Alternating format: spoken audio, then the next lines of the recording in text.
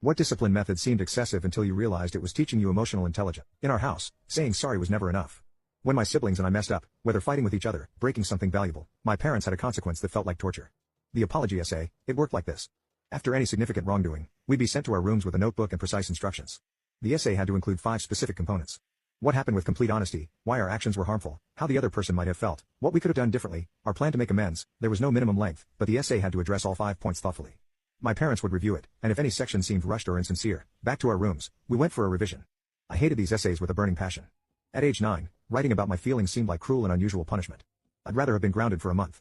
The worst part, after completing a satisfactory essay, we still had to read it aloud to whoever we had wronged and have a conversation about it. My sister became a master of efficiency, writing neat, concise essays that hit all the points. My brother went the opposite direction with dramatic, emotional narratives. I was somewhere in between, often getting sent back for revisions when I tried to minimize my role. In college, my roommate was stunned when I responded to our first argument with, "I'm sorry I took your leftovers without asking. I wasn't thinking about how you've been looking forward to them. It was inconsiderate and violated your trust. Next time I'll check with you first and I'll replace them tomorrow." He looked at me strangely and said, "That's the most complete apology I've ever heard." That's when it clicked. Those dreaded essays had trained me to process emotions, take responsibility, and repair relationships, skills most adults struggle with their entire lives. What I thought was excessive punishment was actually emotional intelligence boot camp. And I graduated with honors.